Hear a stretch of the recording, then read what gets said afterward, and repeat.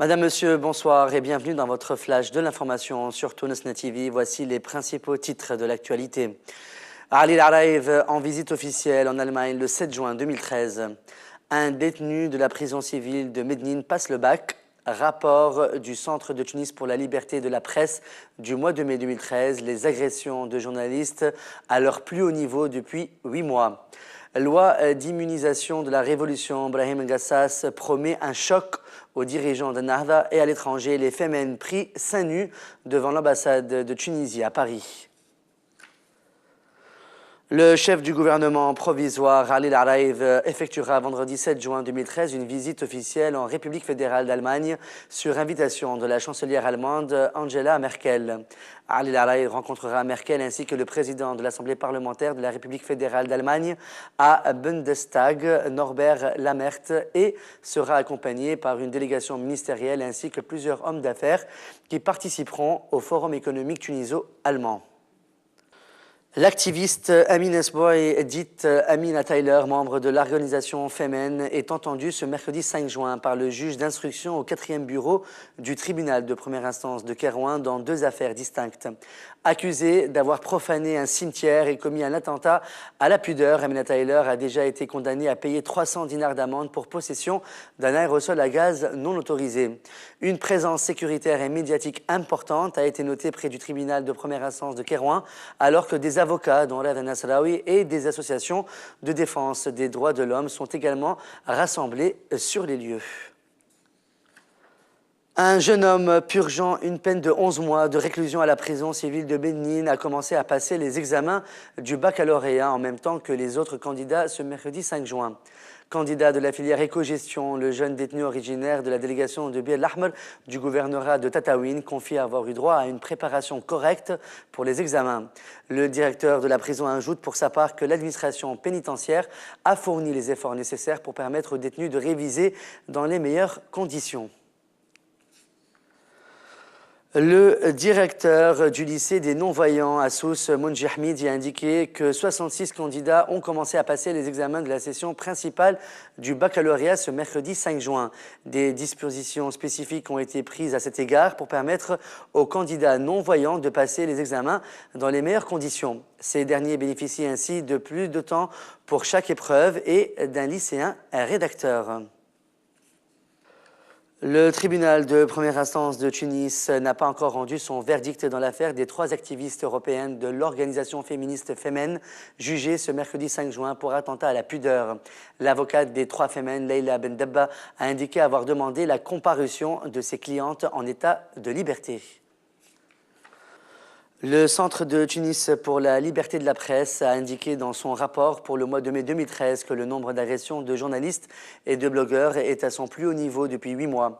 30 agressions ayant touché 65 journalistes et blogueurs ont en effet été commis le mois dernier d'après le recensement du CTLP.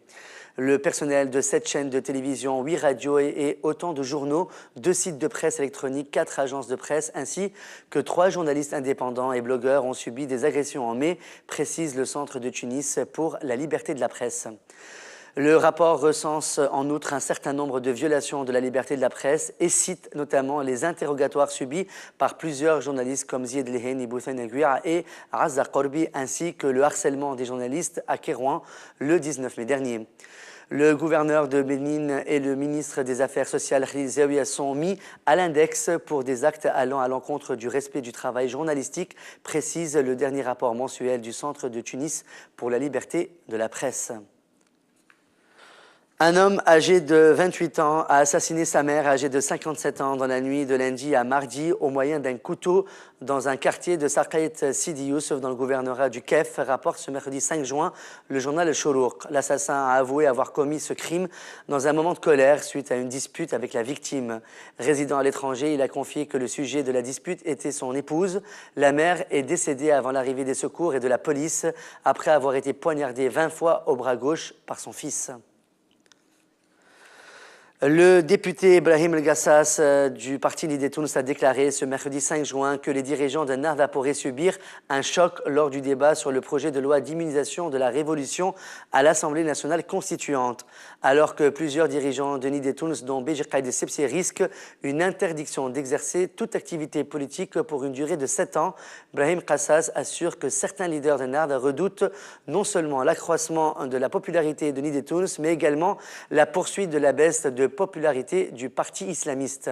Dans une interview accordée à SABR News, Brahim Gassas prévoit un scénario de l'arroseur arrosé pour Ennahda et les autres partisans du projet de loi d'immunisation de la Révolution, car l'adoption du texte pousserait selon lui les masses à se rapprocher de Nidé Tounes.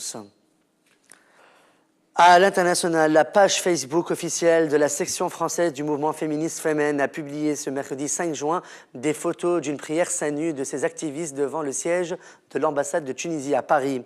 D'après Femen France, l'activiste égyptienne Alia Magda El Mahdi se trouvait parmi le groupe qui s'est rassemblé devant l'ambassade pour revendiquer la libération de Pauline, Marguerite et Joséphine, les trois extrémistes ayant protesté seins nus la semaine dernière à Tunis. Les Femen réclament aussi la libération d'Amina Tyler, arrêtée le 19 mai dernier à Kérouan, qui comparait ce mercredi devant la justice pour profanation d'un cimetière et attentat à la pudeur. L'actrice indienne Jia Khan a été retrouvée morte chez elle à Mumbai, rapporte le journal britannique The Independent.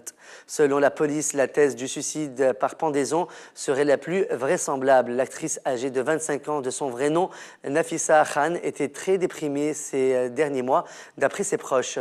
Jia Khan, qui s'est faite connaître en 2007 avec son rôle dans le film Nishabd, a tourné pour la dernière fois en 2010 dans Houseful. C'est la fin de ce flash de l'actualité sur TunesNet TV. Merci de votre fidélité. On se retrouve demain soir pour un nouveau flash.